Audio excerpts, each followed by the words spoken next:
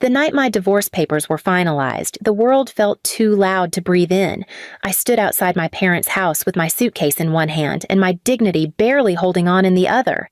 The porch light was on, like always, glowing warm, almost inviting, except nothing in that house had ever truly welcomed me. I knocked once, then again, harder the third time because my chest was shaking too much to keep steady. I heard footsteps inside, my mother's slippers dragging across the wooden floor.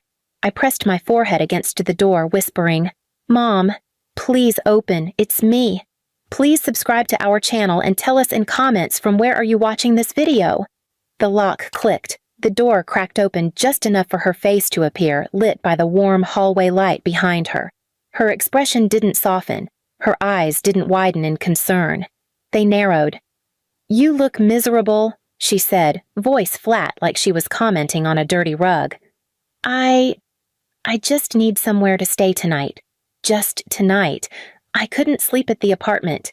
Everything reminds me of—" She cut me off with a sigh so dramatic she tilted her head back. "For God's sake, Emily, we just sat down for tea. Your sister is telling us about her engagement party details, and you show up like this?" "Like what?" My voice broke even though I tried to keep it steady. "Like a storm cloud. Your sadness will dirty our peace." She said it slowly, enunciating each word like she wanted it tattooed on my face. "Cry somewhere else." My stomach dropped so fast I nearly gasped. "Mom," I whispered, "I'm your daughter." "And? I didn't raise you to be weak." She pushed the door further open just enough so I could see my dad sitting on the sofa in the living room, sipping his tea, pretending this wasn't happening. "Dad?" I called out. He didn't turn his head. He didn't even pause mid-sip. He just muttered, "Your mother's right. Don't bring your mess here. We finally have some peace now that you're not crying around your husband all day." My breath died in my throat. "Please," I tried again, stepping closer. "I just need a bed. I won't bother anyone. I don't even have to talk to you. I'm just tired." My mom's voice sharpened like scissors slicing through fabric. "You don't get to come here only when you're broken. You always want something, always needy, always draining." "That's not true," I whispered, but she was already shaking her head. "You lost your husband," she said, shrugging with no sympathy in sight.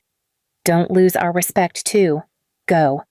I looked toward my sister, who peeked from behind the staircase railing. Her eyes gleamed like she was witnessing a performance she'd already seen the rehearsals for. She smirked. "Mom, just shut the door. She's ruining the vibe." I stared at her, shocked. "You knew I was hurting. You knew I was coming."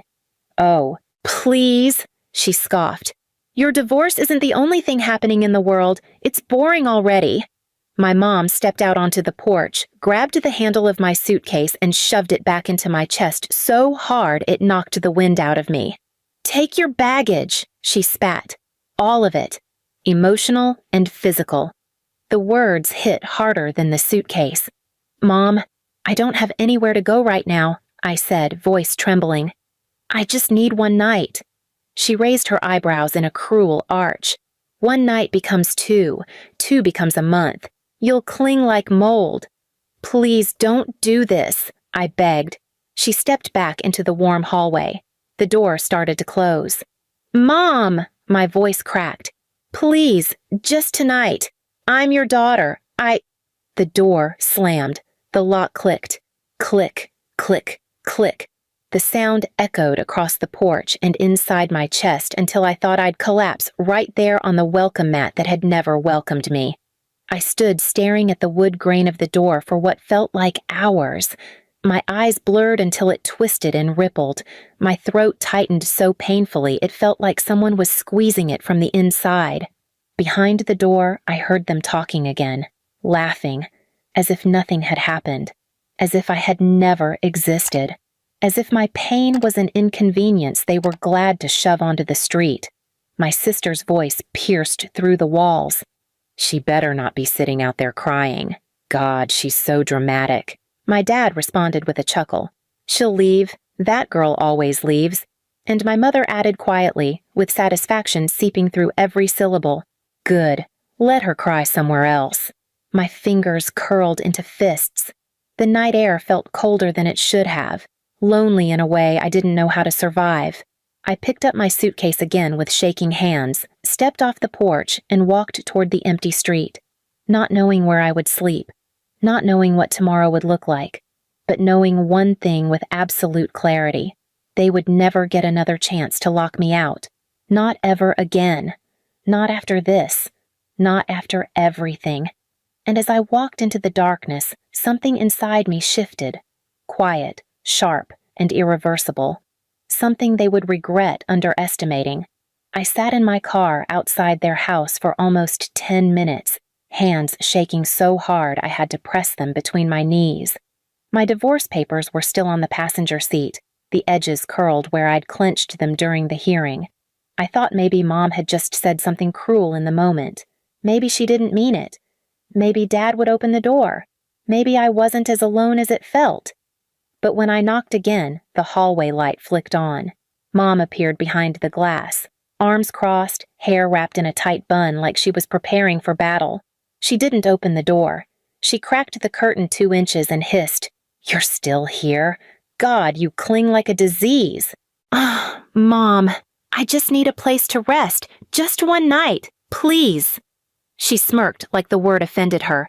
"You made your bed with that useless man. Lie on it. Don't drag your misery into my home." Before I could speak, Dad stepped into view, yawning dramatically. "Nora," he muttered, rubbing his face. "Why is she here? Didn't we raise her to avoid embarrassment?" Mom said, "She wants sympathy." Dad snorted. "From us? She knows we're not her therapists?" The way they spoke, like I wasn't their daughter but some stranger trying to con them. "Dad," I whispered through the glass, "I have nowhere to go tonight." "Oh, please," he said, waving me off. "You're always dramatic. Go to a cheap motel, or cry in your car like normal divorced women." Mom dug one nail into the glass and tapped it 3 times, her old signal for leave before I get embarrassed. "Mom," my voice cracked. "Please?" She tilted her head at me, then at the divorce papers on my car seat. "Didn't I tell you he would leave you? Didn't I warn you? But no, you had to be independent. You never listen. Mom, he cheated." "And," she snapped, "maybe if you weren't so boring he wouldn't have." I felt the air leave my lungs. Dad leaned closer to the glass. "And don't expect us to pick sides or comfort you. Your sister is inside sleeping, and she has a big day tomorrow. We're not letting you ruin it with your sobbing." "What big day?" I asked. Mom smiled proudly. "She got a promotion, something you clearly can't relate to." As if on cue, my sister Melanie walked into the hallway, hair perfect, robe tied neatly, phone in her hand. She looked at my red eyes and smirked. "Oh God, she's crying again. So embarrassing." "Mel, don't call me that," she said. "I told you before. Your problems are too heavy for me. I don't want them around me."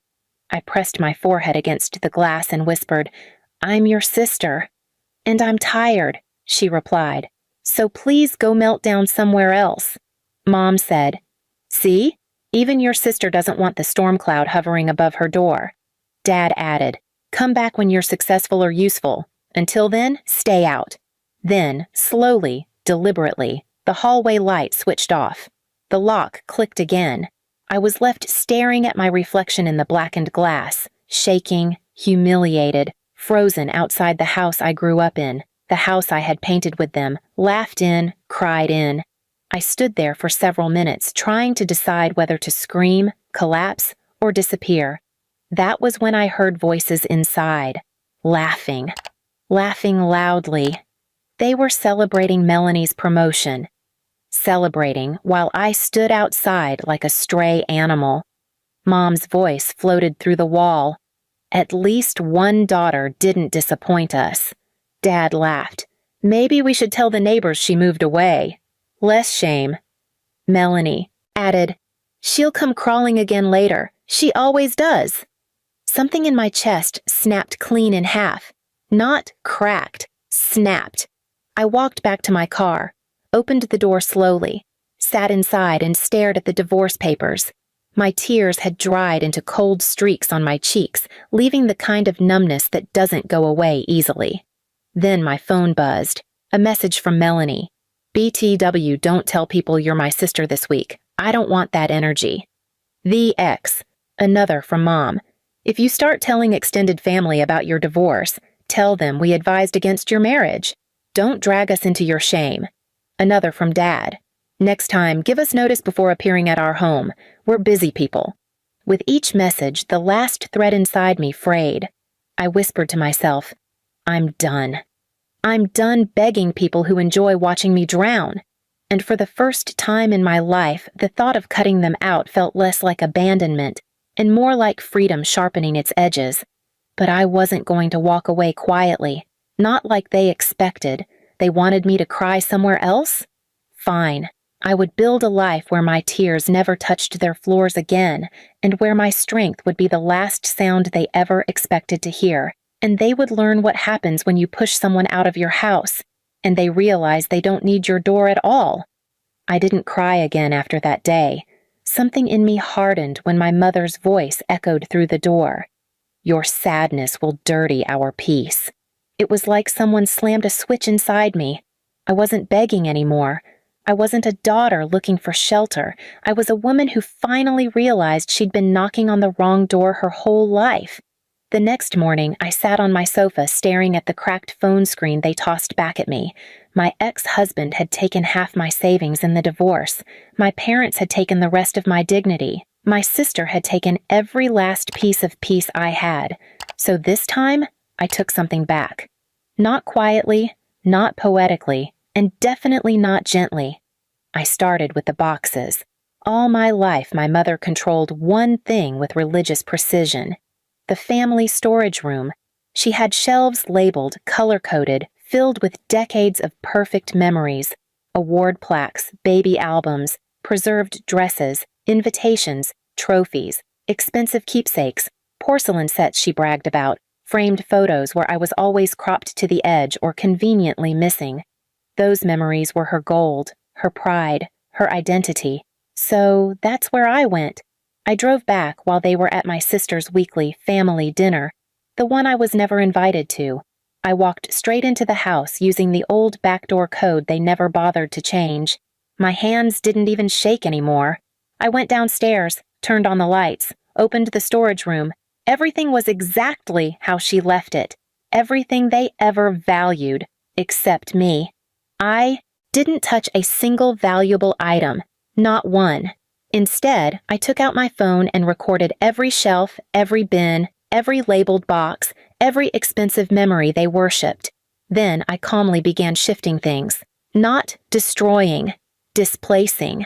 I swapped labels, moved boxes, shifted items from one category to another, tucked fragile items behind heavy bins, placed childhood documents in places they would never think to look, mixed sister's achievements with old receipts, put Mom's precious gifts behind Dad's broken tools. I scrambled her perfect system in a way only someone raised inside it could. By the time I finished, the room looked untouched, but it was unrecognizable. It would take her months to fix, maybe longer, and she would lose things along the way. Important things. Things she used as proof that she was a good mother. Call it petty. Call it cruel. Call it vengeance in the only language they ever taught me. Before leaving, I placed one thing in the center of the floor. A single sticky note in my handwriting. You locked the wrong door.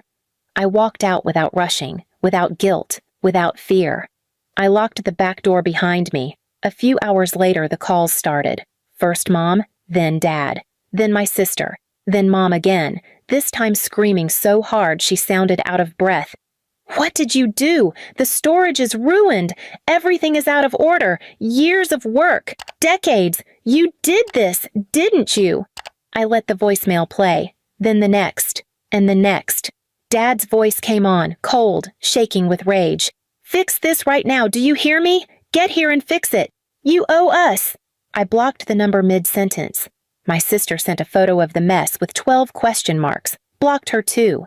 They tried calling my ex's mother. Blocked. They tried messaging my coworkers. Blocked. They tried emailing me. Then came the final message. Mom, we raised you. You owe us respect. I typed back one sentence before blocking her for life. You raised a doorstop. You should have opened the door. I packed my bags that same night, left the city, changed my number, filed a legal name change the next week. I didn't choose a fancy new name. I chose one that meant reborn. The clerk asked if anyone would need to be notified. I said, no, no one knows me anymore. My divorce was finalized quietly. I got a small apartment with a kitchen that smelled like fresh paint and a window that faced the sunrise. For once, I woke up without waiting for someone to hurt me. And my parents? They never found me. All they were left with was a destroyed archive of their perfect family and a daughter who finally learned that you don't heal where you were wounded. You walk away and let the wound close behind you. Sometimes revenge isn't poetic. Sometimes it's not loud. Sometimes it's just letting them drown in the silence they forced on you and never opening the door again. Please subscribe to our channel and tell us in comments from where are you watching this video.